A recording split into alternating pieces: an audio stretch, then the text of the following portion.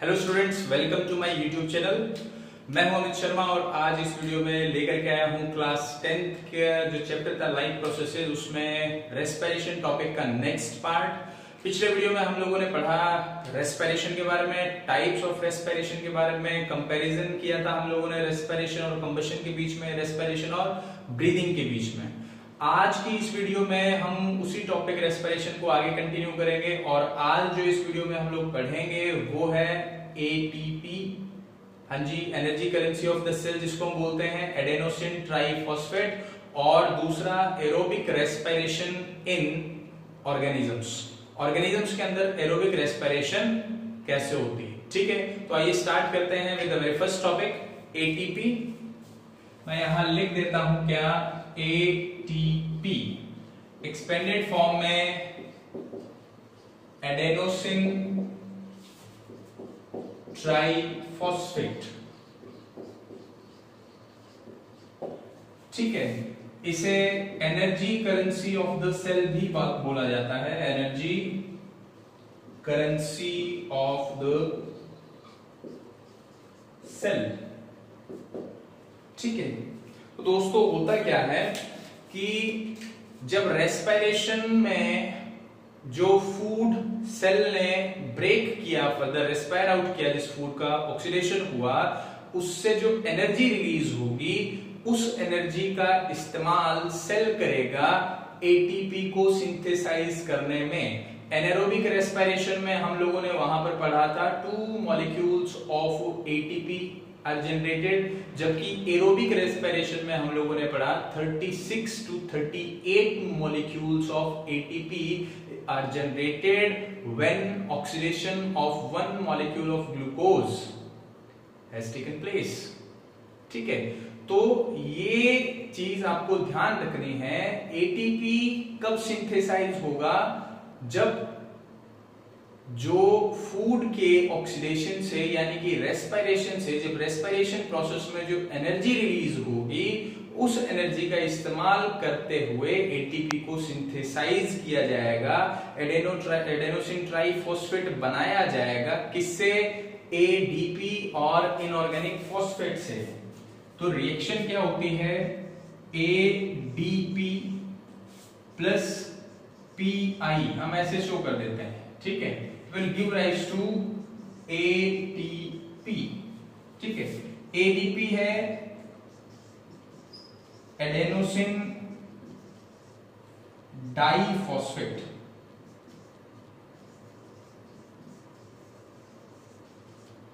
ठीक है, PI inorganic phosphate बोल देते हैं हम इसको।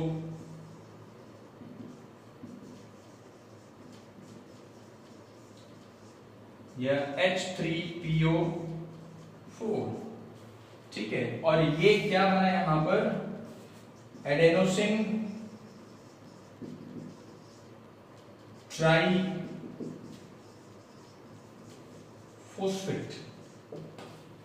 ठीक है, एक्चुअली हुआ क्या कि एडीपी यानी कि एडेनोसिन डाइफॉस्फेट और एडेनोसिन ट्राइफॉस्फेट में डिफरेंस किस चीज का है, सिर्फ एक फॉस्फेट ग्रुप का।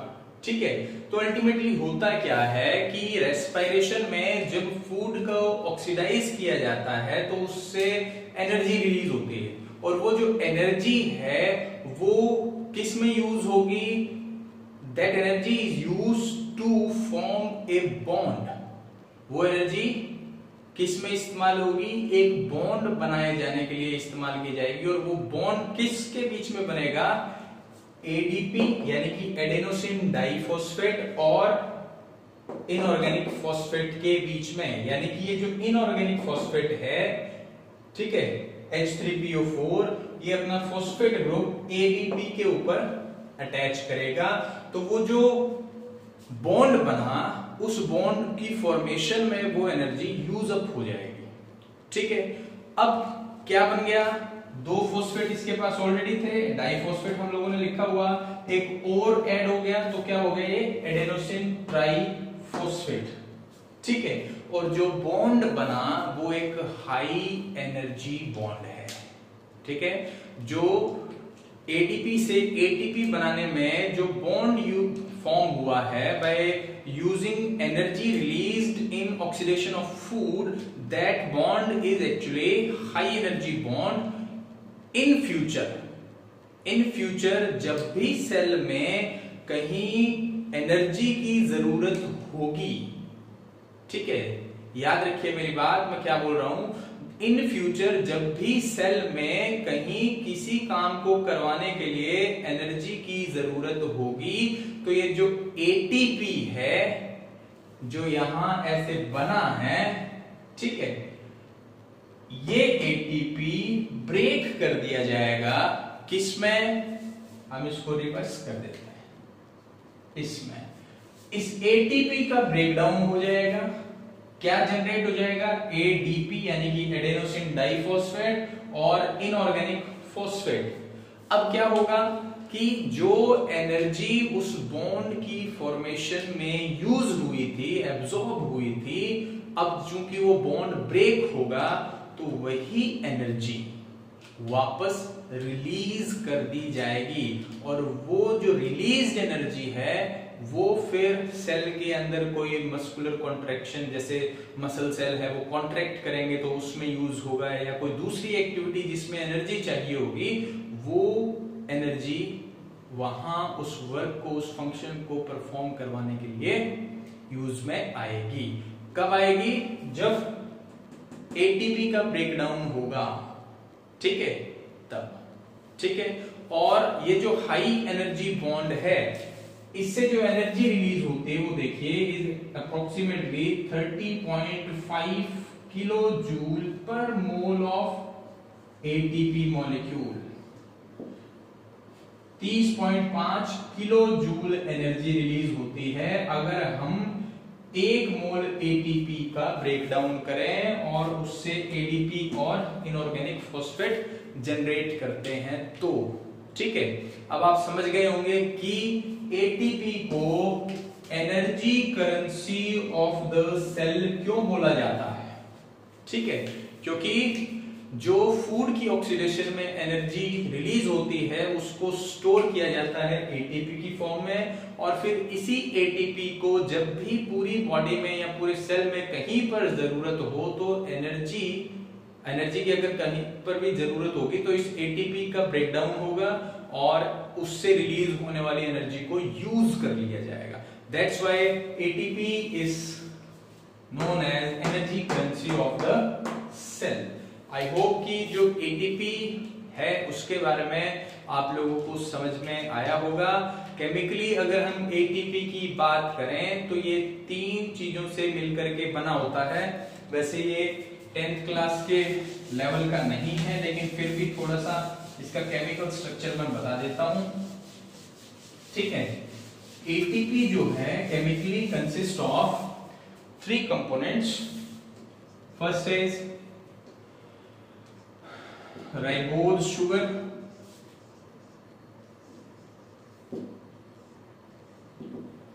second is adenine, which is a nitrogenous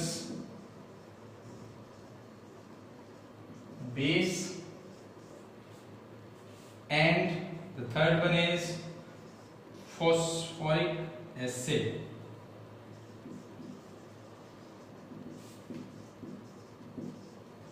3 molecules, ठीक है। एक राइबोज शुगर का मॉलिक्यूल होता है 1 मॉलिक्यूल, एक एडेनाइन होता है, it is also 1 molecule,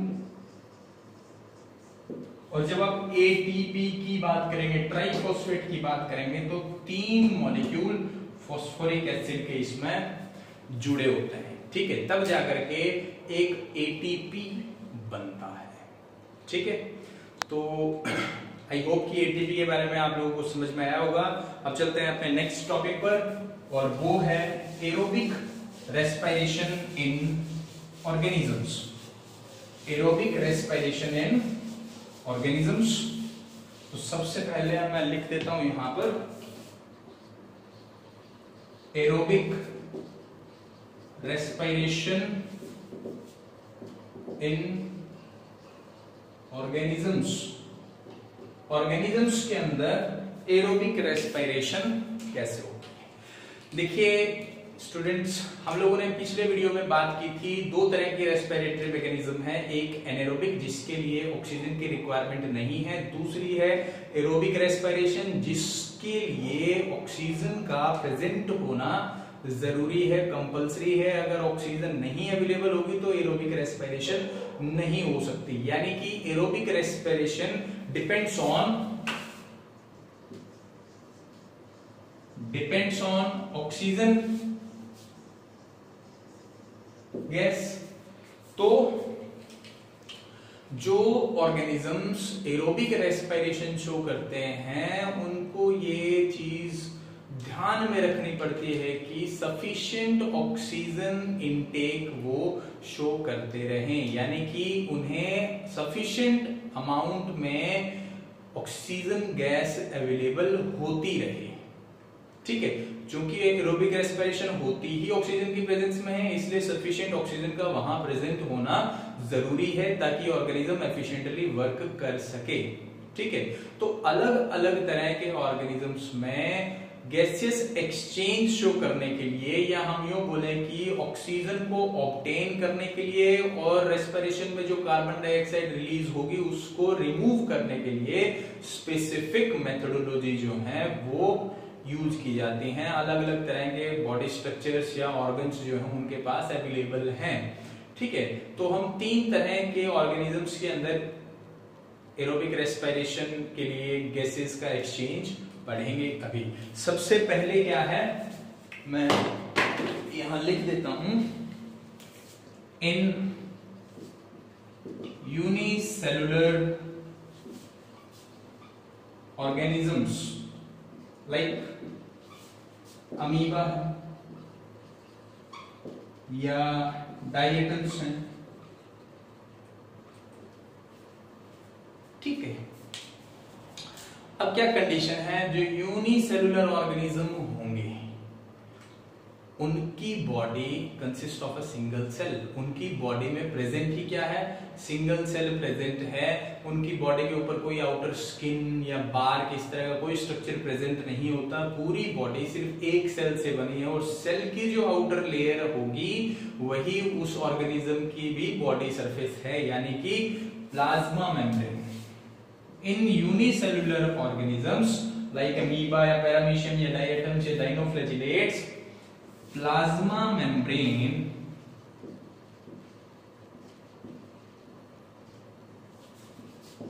acts as surface for exchange of gases। अब चूंकि आउटर लेयर क्या है, प्लाज्मा मेम्ब्रेन है। ठीक है, हम लोगों ने पीछे 9th क्लास में पढ़ा भी था कि अगर किसी भी सेल से कोई मटेरियल अंदर आना हो या बाहर जाना हो तो उसे प्लाज्मा मेम्ब्रेन को क्रॉस करना जरूरी होता है। ठीक है, तो प्लाज्मा मेम्ब्रेन जो है वो आउटर लेयर हो गई, ये बॉडी सरफेस है, वही बिहेव करेगी surface for exchange of gases, यानी कि रेस्पिरेटरी सरफेस जो होगी, एक्सचेंज जहां पर गैसेस का होगा वो प्लाज्मा मेम्ब्रेन ही होगी। और exchange of gases occurs through gases takes place by process of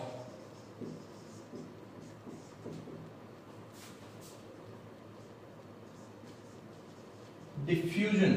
और जो गैसेस का एक्सचेंज होगा, ठीक है, प्लाज्मा मेम्ब्रेन से गैसेस बाहर मूव करेंगी या अंदर मूव करेंगी, depends on the concentration of the gases present on both the side. ठीक है, वो कैसे होगा, डिफ्यूजन से होगा। जैसे मान लेते हैं अमीबा है, अब अमीबा का कंडीशन क्या है कि माइक्रो एनिमल है, एक तरीके से ये फोटोसिंथेटिक एक्टिविटी शो नहीं करता है, तो सेल के अंदर हमेशा ऑक्सीजन की कंसेंट्रेशन लेस अवेलेबल होगी और कार्बन डाइऑक्साइड हाइयर अवेलेबल होगी। ठीक है, तो जो आउटर एनवायरनमेंट है वहां से ऑक्सीजन कंटिन्यूसली सेल के अंदर आएगी by the process of diffusion, और कार्बन डाइऑक्साइड बाहर की तरफ मूव करेगी because the cell is in state of continuous respiration. Photosynthetic activity तो उसमें होगी नहीं। हाँ, डायटम का केस थोड़ा अलग है। डायटम्स के केस में क्या होगा, during the day time photosynthetic activity show होती है, तो जो कार्बन डाइऑक्साइड अगर दिन में थोड़ी बहुत जनरेट होती भी है तो वो फोटोसिंथेसिस में यूज अप हो जाती है, और during the day time diatoms जो है वो क्या रिलीज करेंगे, ऑक्सीजन रिलीज करेंगे, जबकि नाइट टाइम में उल्टा होगा। नाइट टाइम में due to unavailability of light diatoms क्या करेंगे, रेस्पिरेशन शो करेंगे। तो उस टाइम क्या होगा, कार्बन डाइऑक्साइड रिलीज करेगा वो बाहर, जबकि ड्यूरिंग द डे टाइम वो ऑक्सीजन रिलीज करेगा। ठीक है, इट डिपेंड्स कि जो ऑर्गेनिज्म है वो किस टाइप का है, उसकी स्टेट क्या है, कि वो सिर्फ फोटोसिंथेटिक एक्टिविटी भी शो कर रहा है या सिर्फ रेस्पिरेशन शो करता है। ठीक है, तो ये यूनिसेल्युलर की कंडीशन है। प्लाज्मा मेम्ब्रेन ही वहां पर क्या होगी, रेस्पिरेटरी सरफेस होगी, और जो गैसेस का एक्सचेंज होगा वो किस प्रोसेस से होगा, डिफ्यूजन के प्रोसेस से होगा, और सफिशिएंटली इनके अंदर हो भी सकता है क्योंकि डिफ्यूजन प्रोसेस जो है वो मेन प्रोसेस है। आप लोगों ने डिफ्यूजन के बारे में पढ़ा भी होगा, आपको मालूम भी होगा, diffusion is actually the movement of particles along a concentration gradient from higher concentration area to lower concentration area. ये है यूनिसेल्युलर ऑर्गेनिज्म की बात। ठीक है, जब हम यूनिसेल्युलर ऑर्गेनिज्म की बात करते हैं तब। लेकिन अगर हम बात करें मल्टी सेल्युलर ऑर्गेनिजम्स की और उनमें प्लांट्स की, ठीक है, तो मल्टी सेल्युलर ऑर्गेनिजम्स हैं। अब यूनिसेल्युलर ऑर्गेनिजम्स की केस में तो क्या है, सिंगल सेल है, ज्यादा उनकी ऑक्सीजन रिक्वायरमेंट है भी नहीं, तो डिफ्यूजन से वो अपने जो भी ऑक्सीजन रिक्वायरमेंट है वो फुलफिल कर सकते हैं, और उनका जो प्लाज्मा मेम्ब्रेन है वो रेस्पिरेटरी सरफेस के तौर पर वर्क करता है। लेकिन जब आप प्लांट्स की बात करते हैं, हायर प्लांट्स की बात करते हैं या एनिमल्स की बात करते हैं, तो उनकी कंडीशन अलग है, उनकी बॉडी मल्टी सेल्युलर है। ठीक है, तो प्लांट्स के अंदर देखिए सबसे पहले इन प्लांट्स। अब प्लांट्स में हम लोगों ने क्या पढ़ा, gases exchange occurs through, gases exchange occurs through stomata. ठीक है, हम लोगों ने पीछे जब न्यूट्रिशन पढ़ा तब उस वीडियो में हम लोगों ने पढ़ा कि जो गैसेस का एक्सचेंज है वो स्टोमेटा के थ्रू होता है। कार्बन डाइऑक्साइड को वो ऑब्टेन करेगा। न्यूट्रिशन में हम लोगों ने क्या पढ़ा कि during the day time plant open there stomata, absorb CO2, release oxygen, और जो एब्जॉर्ब CO2 है वो फोटोसिंथेसिस में यूज हो जाएगी, और फोटोसिंथेटिक एक्टिविटी में जो ऑक्सीजन रिलीज होती है वो बाहर रिलीज हो जाएगी। यानी कि जो गैसेस एक्सचेंज का प्रोसेस है वो किसके थ्रू होता है, स्टोमेटा के थ्रू होता है। प्लस यहां पर gases exchange takes place by the process of again क्या, डिफ्यूजन। ठीक है, जो गैसेस एक्सचेंज होगा वो स्टोमेटा के थ्रू होगा, और जो गैसेस एक्सचेंज होगा वो डिफ्यूजन के प्रोसेस से ही होगा। ठीक है, अब डायरेक्शन क्या होगी ऑक्सीजन की और कार्बन डाइऑक्साइड की, depends on the state of plant. During day time क्या होगा, during day time plant use CO2 for carrying out photosynthesis.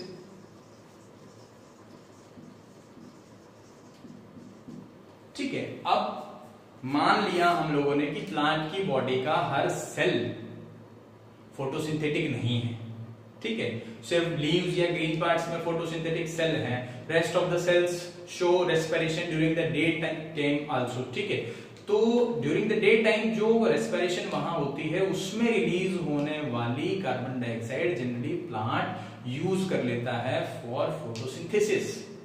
ठीक है, फोटोसिंथेसिस में यूज कर लेगा और ultimately during the day time वो कार्बन डाइऑक्साइड बाहर रिलीज नहीं करता।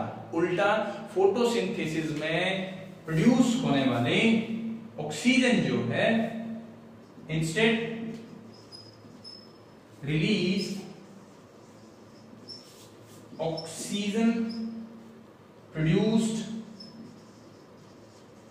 In photosynthesis.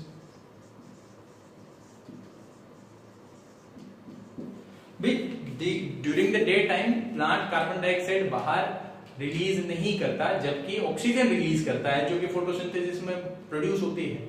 जबकि नाइट टाइम में क्या हो जाएगा, नाइट टाइम में उल्टा हो जाएगा।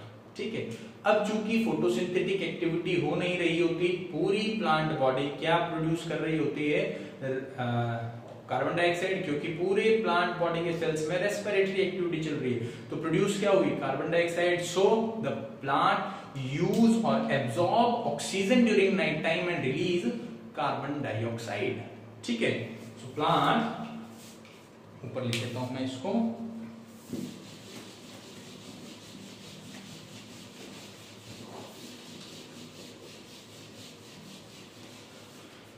plants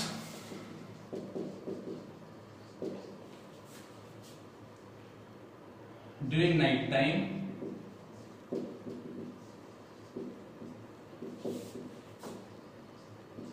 absorb oxygen and release carbon dioxide. अब कार्बन डाइऑक्साइड रात में क्यों हो रही है रिलीज, क्योंकि फोटोसिंथेटिक एक्टिविटी नहीं चल रही। CO2 को यूज करने वाले जो प्रोसेस थी वो तो हो नहीं रही, इसलिए कार्बन डाइऑक्साइड क्या हो जाएगी, रिलीज हो जाएगी। अब दूसरी चीज यहाँ पर हम क्या बोलते हैं कि प्लांट जो है उसने गैसेस का एक्सचेंज किया तो सही, किसके थ्रू, स्टोमेटा के थ्रू। ठीक है, लेकिन क्या हर सेल तक जो एयर है या ऑक्सीजन है वो पहुंच पाती है? हाँ जी, definitely. large intracellular space, is large intercellular space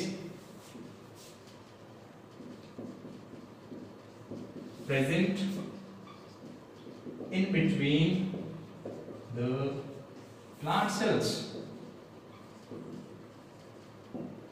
ठीक है, अब ये जो लार्ज इंटरसेल्यूलर स्पेस प्रेजेंट है, इस स्पेस में एयर प्रेजेंट रहती है और जो सेल्स है उस एयर के साथ अपने रिक्वायरमेंट के अकॉर्डिंग गैसेस का एक्सचेंज करते रहते हैं। जैसे हम लोगों को बताया भी जाता है, अगर आप लोग डायग्राम देखेंगे भी प्लांट्स की बॉडी का इंटरनल डायग्राम, तो ये देखिए बीच में सेल्स के बीच में क्या है, इंटरसेल्यूलर स्पेस होता है जहां पर एयर प्रेजेंट रह सकती है।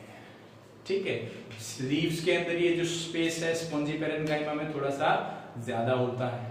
ठीक है, तो प्लांट के अंदर इस तरीके से गैसेस एक्सचेंज होता है। मैं एक बार थोड़ा फिर से रिपीट कर देता हूं, प्लांट जो है वो गैसेस का एक्सचेंज शो करेगा through stomata. By the process of diffusion ही गैसेस एक्सचेंज होंगी और हर सेल के कांटेक्ट में गैसेस जो है वो आएंगी, because intercellular spaces are present there, large intercellular spaces are present there. ठीक है, इन द प्लांट बॉडी। ठीक है, और during the day time photosynthetic activity होती है तो कार्बन डाइऑक्साइड रिलीज नहीं करता प्लांट, बल्कि फोटोसिंथेटिक एक्टिविटी में रिलीज होने वाले जो ऑक्सीजन है वही बाहर रिलीज की जाती है। जबकि नाइट टाइम में क्या होता है, फोटोसिंथेटिक एक्टिविटी हो नहीं रही, पूरी प्लांट बॉडी क्या प्रोड्यूस कर रही है, कार्बन डाइऑक्साइड, क्योंकि रेस्पिरेटरी एक्टिविटी चल रही थी। तो जो रेस्पिरेटरी एक्टिविटी है वो ऑक्सीजन कंज्यूम करेगी, इसलिए प्लांट को नाइट टाइम में ऑक्सीजन एब्सॉर्ब करनी पड़ती है और बदले में क्या रिलीज करता है, कार्बन डाइऑक्साइड। ठीक है, इस चीज को ध्यान रखिए। प्लांट्स के अंदर एरोबिक रेस्पिरेशन ऐसे होती है। हाँ, मेथोडोलॉजी सेम है। ग्लूकोज का मॉलिक्यूल है वो ब्रेक होगा पायरुविक एसिड में, पायरुविक एसिड से carbon dioxide and water produce करेगा, लेकिन मैकेनिज्म थोड़ा सा, जो गैसेस को ऑब्टेन करने का मैकेनिज्म है वो स्लाइटली डिफरेंट है। अब हम लोगों ने बात कर ली यूनिसेल्युलर ऑर्गेनिजम्स की, हम लोगों ने बात कर ली प्लांट्स की, अब बाकी बच गए हैं क्या, एनिमल्स। ठीक है, तो एनिमल्स के अंदर देखिए क्या कंडीशन है। अब एनिमल्स जो हैं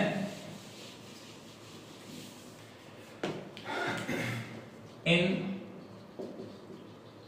एनिमल्स specific respiratory organs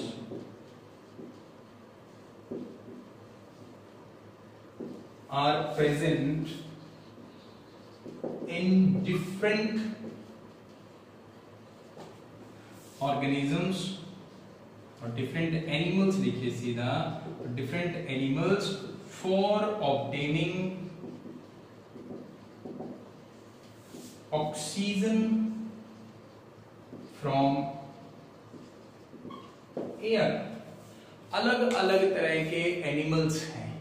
देखिए हमारे चारों तरफ कई तरह के एनिमल्स हैं, कुछ लैंड के ऊपर पाए जाते हैं, टेरेस्ट्रियल एनिमल्स हैं, कुछ वाटर के अंदर पाए जाते हैं, एक्वेटिक एनिमल्स हैं। ठीक है, हर एक के अंदर स्पेसिफिक रेस्पिरेटरी ऑर्गन्स प्रेजेंट होते हैं। हर ऑर्गेनिज्म, हर एनिमल के अंदर अपने अलग तरह के रेस्पिरेटरी ऑर्गन प्रेजेंट होते हैं। किस लिए, क्या पर्पज है उनका? For obtaining oxygen and for removal of carbon dioxide. ठीक है, तो अगर हम बात करें जैसे in terrestrial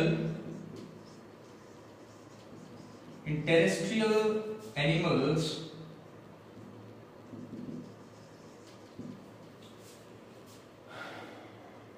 like humans, lungs are present। ठीक है, एक एग्जांपल यहां पर मैंने लिखा है, जैसे अगर हम अपनी बात करें, हम टेरेस्ट्रियल एनिमल्स हैं और टेरेस्ट्रियल एनिमल्स में जैसे कि ह्यूमंस है, हमारे अंदर क्या प्रेजेंट है फॉर ऑब्टेनिंग ऑक्सीजन? लंग्स। ठीक है, फेफड़े हमारे अंदर प्रेजेंट है जो ऑक्सीजन के इनटेक के लिए और रिमूवल ऑफ कार्बन डाइऑक्साइड के लिए रिस्पॉन्सिबल हैं। इसी तरीके से हर टेरेस्ट्रियल ऑर्गेनिज्म में, हर एक्वेटिक ऑर्गेनिज्म के अंदर, एनिमल के अंदर अपने स्पेसिफिक ऑर्गन्स प्रेजेंट होते हैं। आपकी एनसीईआरटी में एक कंपैरिजन दिया हुआ है in between terrestrial animal and aquatic animal. जैसे कि फिश है, एक टेरेस्ट्रियल एनिमल और एक्वेटिक एनिमल के बीच में कंपैरिजन दिया हुआ है। किस बात को लेकर के? ब्रीदिंग रेट को लेकर के, कि जो टेरेस्ट्रियल एनिमल्स हैं उनके अंदर जो ब्रीदिंग रेट है वो स्लो होता है as compare to aquatic animals. ठीक है, अगर हम अपने ब्रीदिंग रेट को कंपेयर करें किसी एक्वेटिक एनिमल के साथ, ठीक है, तो उनके अंदर ब्रीदिंग रेट हमसे हाई होगा। इसकी क्या वजह है? ठीक है, समझ में आ रही बात? भाई अगर हम टेरेस्ट्रियल एनिमल और एक्वेटिक एनिमल, ठीक है, इनके बीच में ब्रीदिंग रेट को कंपेयर करें तो एक्वेटिक एनिमल्स के अंदर ब्रीदिंग रेट टेरेस्ट्रियल एनिमल्स के कंपैरिजन में हाई होता है। सबसे पहले तो मतलब समझ लीजिए, दोनों ही तरह के जो एनिमल्स है उनका मतलब क्या। जब हमने बोला टेरेस्ट्रियल एनिमल्स जो है दे ब्रीथ इन, मैं लिख देता हूं यहां पर, टेरेस्ट्रियल एनिमल क्या है? टेरेस्ट्रियल एनिमल ऐसे एनिमल्स हैं which breathe in air।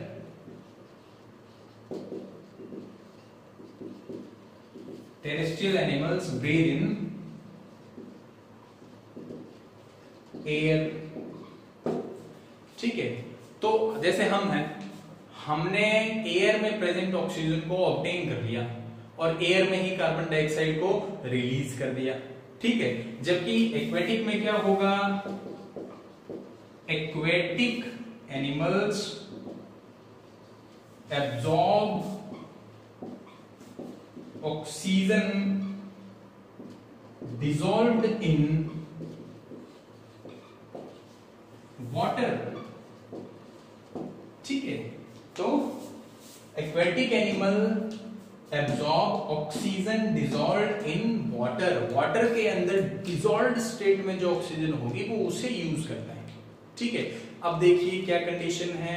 Air यानी कि टेरेस्ट्रियल एनिमल्स जिस मीडियम से ऑक्सीजन ऑब्टेन करते हैं वो काफी लाइटर है, ठीक है, लाइटर है, डेंसिटी उसकी अगर हम देखें ऑक्सीजन की जो डेंसिटी होगी उसमें या ऑक्सीजन की जो परसेंट वॉल्यूम होती है वो हाइयर होती है, लेकिन जब आप कंपेयर करते हैं वाटर के साथ तो एक्वेटिक एनिमल्स जो हैं वो क्या यूज कर रहे हैं, वो ऑक्सीजन डिसॉल्व्ड इन वाटर जो कि काफी कम है। पहली बात तो क्या कि जो वाटर एक्वेटिक मीडियम है वो एयर से 80 टाइम डेंसर है, 80 गुना ज्यादा घनत्व उसका, ठीक है। और दूसरा उसमें जो ऑक्सीजन है वो लेस सॉल्युबल होती है, तो काफी कम डिसॉल्व्ड ऑक्सीजन उसे अवेलेबल होती है। So for fulfilling sufficient for intake of sufficient oxygen they have to breathe at a higher rate, ठीक है।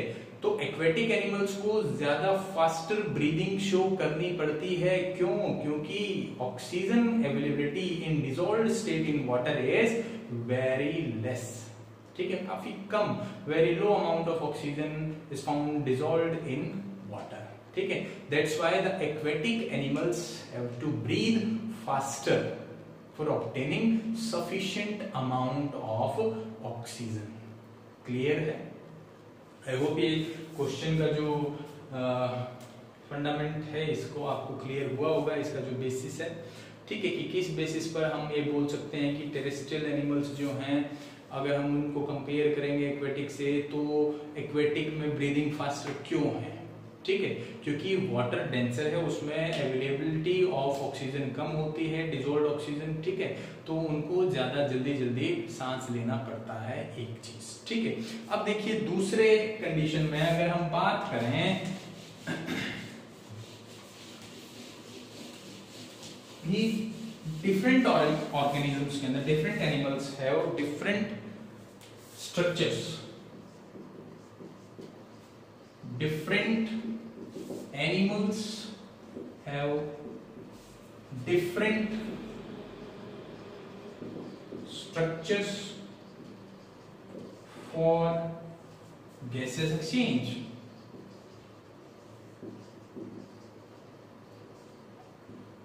ठीक है। अलग अलग तरह के एनिमल्स के अंदर अलग अलग तरह के स्ट्रक्चर्स प्रेजेंट हैं। फॉर एग्जांपल हम लोग यहां पर लिख देते हैं अर्थफॉर्म है जैसे, ठीक है, अर्थफॉर्म में बॉडी सरफेस या स्किन लिख दीजिए उसकी, ठीक है। अर्थफॉर्म की बॉडी सरफेस या skin acts as organ for gases exchange, ठीक है। दूसरा एग्जांपल ले लेते हैं, इंसेक्ट्स लिख दीजिए। इंसेक्ट्स में ट्रेकियल सिस्टम या ट्रेकियल नेटवर्क लिख दीजिए। ट्यूबुलर नेटवर्क पाया जाता है, जो इंसेक्ट है उसकी बॉडी के अंदर इंटरकनेक्टिंग नेटवर्क होता है ट्यूब्स का, जिसको हम बोलते हैं ट्रेकिया, ठीक है। तो ट्रेकियल नेटवर्क जो है उसकी बॉडी में प्रेजेंट होता है, ठीक है, फॉर एक्सचेंज ऑफ गैसेस। फिर हम यहां पर लिख देते हैं जैसे फिशेस हैं, ठीक है, फिशेस के अंदर गिल्स, ठीक है। फिशेस जो हैं वो गिल्स से गैसेस को का एक्सचेंज करते हैं, जैसे अभी हम लोगों ने पीछे पढ़ा भी एक्वेटिक एनिमल्स अब क्या करते हैं, जो फिशेस होते हैं वो अपने माउथ के थ्रू वाटर को खींचती हैं और उस वाटर को फिर पंप आउट करते हैं थ्रू देयर गिल्स, ठीक है। वो सक करते हैं वाटर को और फिर वो जो वाटर है उसको अपने गिल्स के थ्रू पास आउट करते हैं। तो during the movement of water the gills absorbs oxygen from the water and release carbon dioxide. अब जब गिल्स से होता हुआ पानी जब बॉडी से बाहर निकलेगा तो जो गिल्स के अंदर प्रेजेंट ब्लड वेसल्स में ब्लड जो रन कर रहा है उसके और उस वाटर के बीच में गैसेस का एक्सचेंज होगा bye the process of diffusion. किस प्रोसेस से? डिफ्यूजन से, ठीक है। तो फिशेस में क्या है, गिल्स इसी तरीके से फ्रॉग में स्किन के थ्रू भी होता है जी, ठीक है। फ्रॉग में लंग्स के थ्रू भी होता है।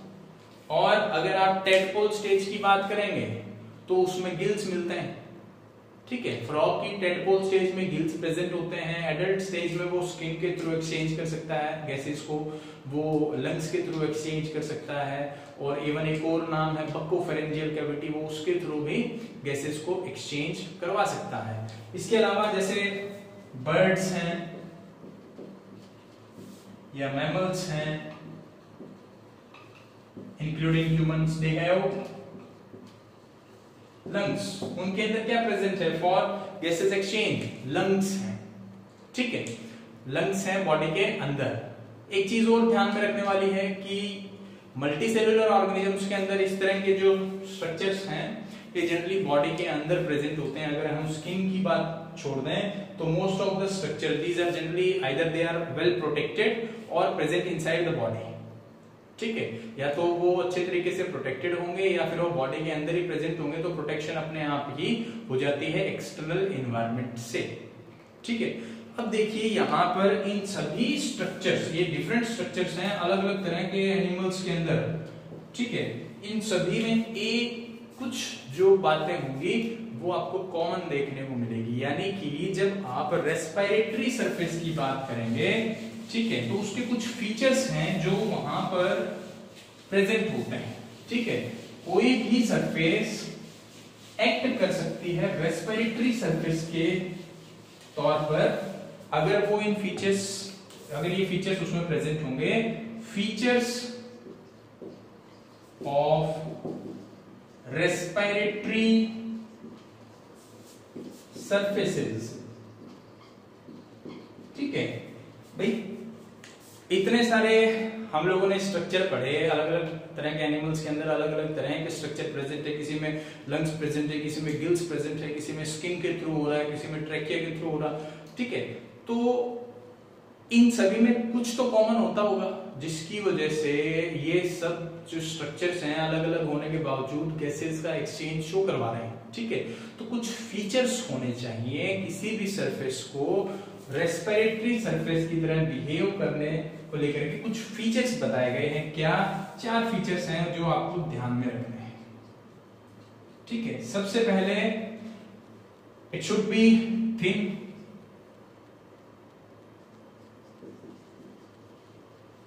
should be थिन होनी चाहिए, ठीक है। जो रेस्पिरेटरी सरफेस के लिए यूज में आएगी मेम्ब्रेन, वो चाहे लंग्स की हो, चाहे वो गिल्स में प्रेजेंट हो, ट्रैकिया हो या स्किन हो, वो क्या हो? सबसे पहले थिन हो, शुड बी मॉइस्ट, ठीक है। क्या हो दूसरा पॉइंट? मॉइस्चन सरफेस होनी चाहिए, नम होनी चाहिए, मॉइस्ट होनी चाहिए, ठीक है, ड्राई सरफेस ना हो। Clear? Third, it should have large surface area, surface area large हो। तीसरा पॉइंट, सरफेस एरिया जो होगा वो लार्ज होना चाहिए। तो पहला पॉइंट थिन होनी चाहिए वो सरफेस, दूसरा पॉइंट मॉइस्ट होनी चाहिए वो सरफेस, तीसरा पॉइंट लार्ज सरफेस एरिया होना चाहिए, और चौथा पॉइंट शुड हैव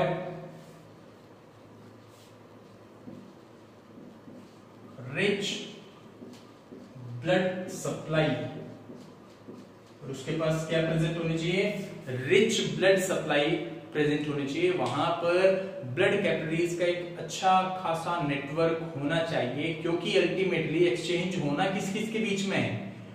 होना तो ब्लड के साथ ही, ठीक है। चाहे वो वाटर की बात हो रही हो, आउटर मीडियम, चाहे वो वाटर हो, चाहे वो एयर हो, ठीक है। अल्टीमेटली जो भी गैसेस का एक्सचेंज होना, वो गैसेस कहां से कहां जाएंगे? आउटर मीडियम से ब्लड में, और ब्लड से आउटर मीडियम में, ठीक है। तो रिच ब्लड सप्लाई वहां पर प्रेजेंट हो। तो 4 बेसिक फीचर हैं किसी भी सरफेस के रेस्पिरेटरी सरफेस के तौर पर वर्क करने के लिए। It should be thin, should be moist, should have large surface area and should have rich blood supply, ठीक है। तो ये था रेस्पिरेशन इन एनिमल्स। हम लोगों ने यूनिसेलुलर ऑर्गेनिजम्स में पढ़ा, हाँ बात एनिमल्स में भी अगर गैसेस का एक्सचेंज होता है तो वो डिफ्यूजन के बेसिस पर ही होगा। हाँ ऐसा हो सकता है कि जैसे एनिमल्स हैं वो ज्यादा एक्टिव हैं, उनको बड़ी जल्दी ऑक्सीजन की सप्लाई ट्रांसपोर्टेशन चाहिए होती है, तो डिफ्यूजन जो है वो एक स्लो प्रोसेस है। ठीक है, डिफ्यूजन क्या है, एक स्लो प्रोसेस है। तो प्लांट्स में और यूनिसेलुलर जो ऑर्गेनिजम्स हैं उनके अंदर शायद डिफ्यूजन से सफिशिएंटली मूवमेंट हो जाती हो, लेकिन एनिमल्स के अंदर डिफ्यूजन जो है वो काफी स्लो प्रोसेस होने की वजह से एनिमल्स की जो ऑक्सीजन रिक्वायरमेंट है वो फुलफिल नहीं कर सकता अकेला। इसलिए एक सर्कुलेटरी सिस्टम अलग से प्रेजेंट होता है जिसमें ऑक्सीजन कैरियर के तौर पर हीमोग्लोबिन प्रेजेंट होता है ब्लड में। ठीक है, ब्लड में हीमोग्लोबिन प्रेजेंट है जो ऑक्सीजन के साथ बाइंड करेगा और उसको पूरे बॉडी के अंदर ट्रांसपोर्ट करेगा। तो वो एक मैकेनिज्म है, वो एक अलग मेथड है जिसकी वजह से ट्रांसपोर्टेशन को फास्ट किया जाता है। लेकिन अगर एक्सचेंज होगा तो वो सिर्फ डिफ्यूजन के बेसिस पर होगा, higher concentration of the gases से lower concentration of the gas. ठीक है, इस वीडियो में फिलहाल इतना ही। इससे नेक्स्ट पार्ट में हम लोग पढ़ेंगे रेस्पिरेटरी सिस्टम इन ह्यूमंस। ठीक है, तो प्लीज आज जो टॉपिक हम लोगों ने किए इनको अच्छे से पढ़िए। कोई डाउट हो तो कमेंट बॉक्स में अपने डाउट मुझ तक पहुंचाइए और इस वीडियो को लाइक कीजिए, शेयर कीजिए, अपने कमेंट्स या डाउट जो अपने डाउट्स हैं या सजेशंस हैं वो कमेंट बॉक्स में लिखिए। और अगर आप मेरे चैनल पर नए हैं तो प्लीज सब्सक्राइब कीजिए चैनल को और बेल आइकन को भी प्रेस कीजिए ताकि जैसे ही मैं कोई वीडियो डालूं, अपलोड करूं दोबारा नेक्स्ट वीडियो, तो आपको नोटिफिकेशन आ जाए। ठीक है, तब तक के लिए इन टॉपिक्स को पढ़िए और मिलते हैं नेक्स्ट वीडियो में। तब तक के लिए have a nice day, thank you.